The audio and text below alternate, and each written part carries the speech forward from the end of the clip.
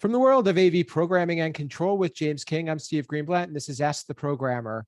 James, it's great to be back with you, and I'm looking forward to another exciting show. How are you? Oh, I'm doing great. Thank you, Steve. And always great to be back. And I'm really looking forward to this one. Absolutely. We have a special guest with us again today, and somebody who I've gotten to know pretty well over the past couple of years. I would consider him a friend in the industry, and we've been on his podcast and have a lot of great things to say about the work that he's doing. He's Dan Ferrisi. He's the editor-in-chief of Commercial Integrator. Welcome, Dan. Thank you so much, Steve. Thank you, James, for having me. Really appreciate the opportunity.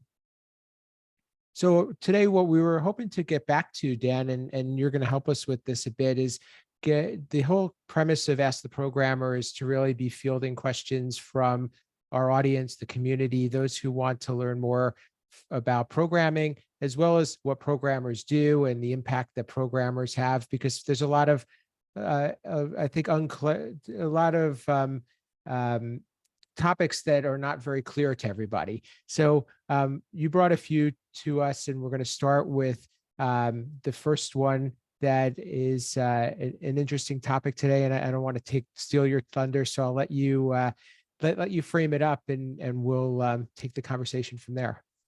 Yeah, again, I really appreciate being on here.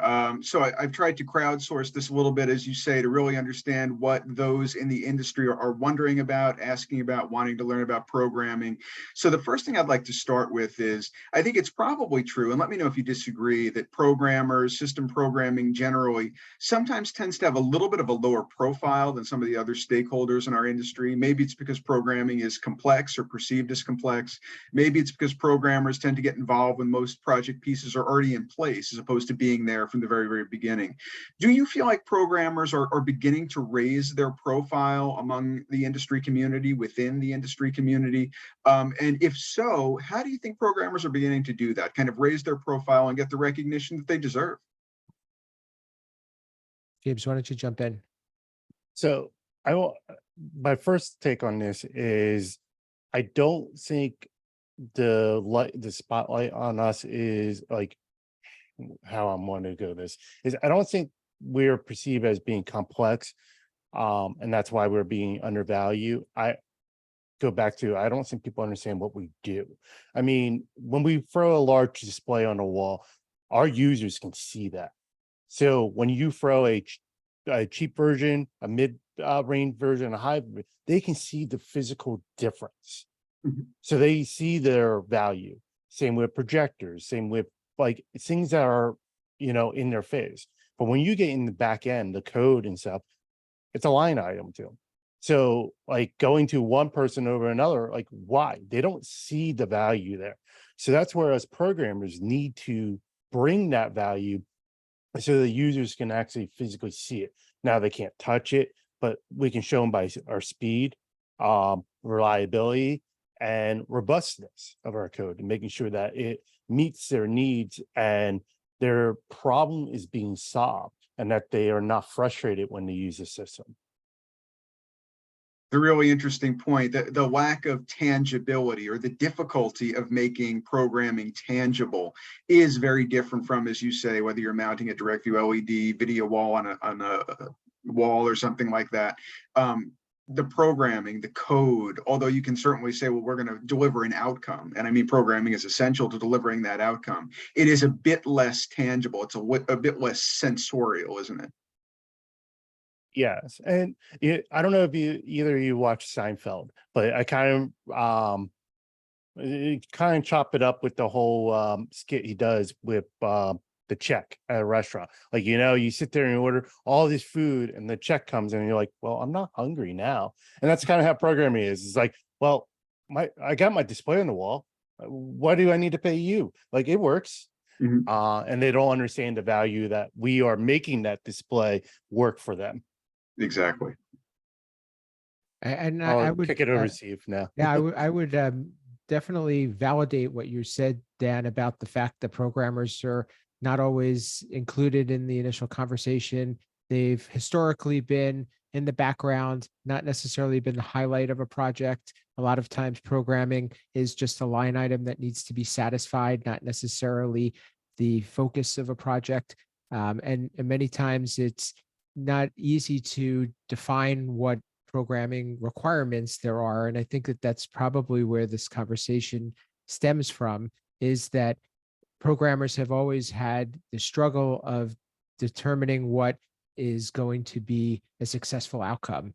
And a lot of times a programmer gets thrown into the fire and they say, hey, just make this work and make the client happy, rather than bringing them to the forefront, as you had mentioned, and saying that we want to understand what you need and what you're looking for. And the programmer is here to be that translator, to be the one that defines the blueprint and can set the tone for the project and define what a successful outcome looks like. They also happen to write code and make this work, but I believe, and one of the things that I've looked at over time, is how much time do we actually spend programming on a project versus how much time do we spend gathering all of the information and talking to all the people and troubleshooting and analyzing a design and making sure that everything works. And then also be involved in making sure that the system is commissioned and troubleshot and 100% properly working. And one thing that I say often is that when you press a button and it doesn't work, it's by default the programming that doesn't work. And it's not, and there's so many other variables that are in that chain and in that equation. But I do think, though, at least from my perspective in the industry, programmers have gotten a much bigger voice over the past 20 years with the rise of independent programmers, and that I feel has really become a big asset and something that I take a lot of pride in making a difference in the industry. I would also go back to the commercial integrator audience and say, for people that have in-house programmers, what are you doing to elevate them, and how are you giving them access and putting their faces out there and making sure that they understand that they're valued and that they're an important player in the industry? A really important issue to raise. I appreciate you doing that. I do hope Commercial Integrator audience members or others who are listening to this podcast are thinking about how they're going to elevate programmers within their own organizations. And I agree with you, Steve. I think you do deserve credit individually and as an organization for helping to raise the profile of the programming specialty. I did have a question just in terms of, you mentioned outcome assurance, things like that. The idea that the programmer might be the one blamed, rightly or wrongly, if the outcome is not as it should be. When I talk to integrators these days, I hear a lot of them say they want to be on the job site earlier. They want to be in touch with the architect, the whole ideation phase of the project, so they're not brought in late and then having to work within confines that may or may not be suitable for the outcome they're trying to achieve. Do you feel like it likewise would benefit programmers and programming specialists to be in the conversation earlier, part of the dialogue more proactively, as opposed to being kind of, as you say, thrown into a situation and then the parameters are already set, but they may not be optimal parameters for the outcome you're trying to achieve? From my perspective, absolutely. Many years ago, we were approached by an end user client who came to us and said, I want you to be involved in my project, and I'm trying to put together some campus-wide standards. It actually happens to be a higher ed client. And we said, okay, so great, send us your drawings, your equipment list, and we'll help you with this. And he said, no, I don't want to talk about that. I want you to work with us to define the model, to define the functionality, to really put the blueprint of what we want to get into text, and then we will design around that. And to me, that's a big difference, a big change. And it was very forward thinking of that client and that technology manager at the time. Yeah.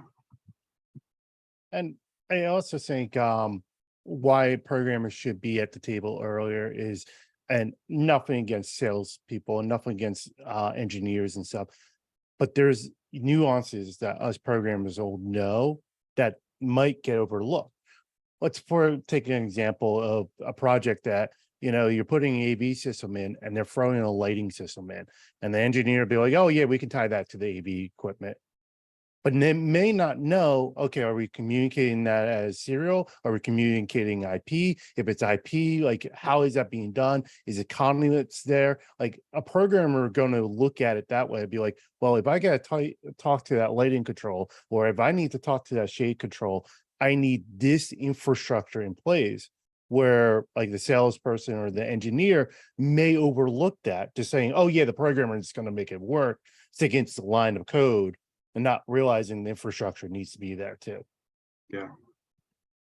I think that is very, very true. I think so often it's easy for us to be siloed in our own specialties, our own knowledge areas, not necessarily be aware of what others need to achieve the outcomes that they want to achieve. And all of us now are talking about outcomes and experiences and making things the way people want them to be. We're not talking about technology as an end in and of itself. We're not talking about, whiz bang of specs. What we're talking about is outcome assurance. And it's very hard to assure outcomes if everyone is in their own silo. People don't understand each other's respective specialties. There are turf wars about who's going to be on the job site when, or who's going to have the clients here when. I think it's a continuing challenge all of us have to deal with. I absolutely. And all the things that you're saying, I think, are becoming a lot more commonly discussed now, whereas before everybody was struggling with them, but they weren't bringing them up. And honestly, I say this a lot because of James. Is I really credit in-house integrators as bringing to light a lot more of these issues that we have to deal with, rather than us continuing to struggle. The more clients that are doing integration in-house, I think, are keeping the rest of us on our toes to do better work. I think I'll take that a little further, because I do agree. In-house integrators are setting the bar high, but what I want to say is I do think integrators can get there. But what they need to do, and this is for Dan's listeners out there, for Commercial Integrator, is don't put barriers between the programmer and the client. Because us in-house programmers our in-house integrators aren't doing that. Our clients are talking to the people who are, designing, using, and programming the system. But when integrators are dealing with third-party programmers, and that communication is not flowing, the programmer's not at the table, because the integrator is like, no, it's all going for me. There's a loss of connection there, so the programmer doesn't have a true connection to the project, and the user don't have a connection to the programmer to understand why it's going to cost so much money. They just look at it as a line item. There's no connection there. Well, I think that this is probably a great place for us to wrap this one up. And I think it was a good topic and a great conversation. Dan, I thank you for bringing this to us, and look forward to having you on our next episode. And how could people get in touch with you, learn more about Commercial Integrator, and keep these conversations going? Really appreciate the invitation, Steve, the invitation, James. It was a delight to be here, and I'm excited to be able to share some of our audience questions, some of our readership questions, and get such knowledgeable and thorough answers to them. You can find me at commercialintegrator.com, of course, or at Dan Ferrisi Edit on Twitter. I'm pretty active on both. You can find me on LinkedIn, of course. And I look forward to continuing the conversation, continuing the dialogue, and continuing not only to try to help our audience learn, but help myself learn so I can serve the audience better. Thank you so much. James, how can people get in touch with you, learn what you're up to, and if you had any closing thoughts? No closing thoughts. Again, I want to thank Dan for coming to us with this question, and it's great to be able to have him on the show, and hopefully it brings more listeners to us too, to help build that gap.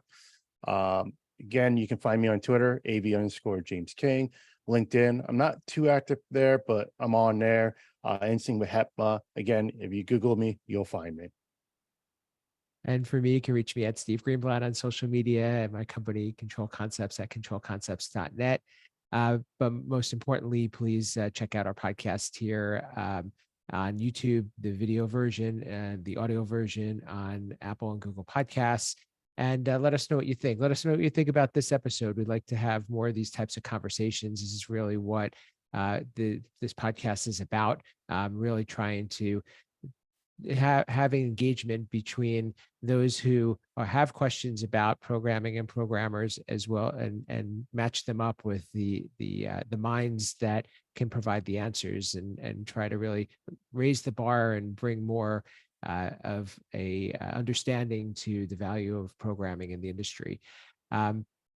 So please leave us a rating review. Let us know what you think. Let us know if you're interested in being on the show. Our Twitter handle is AV Programmer Pod, so please check that out as well.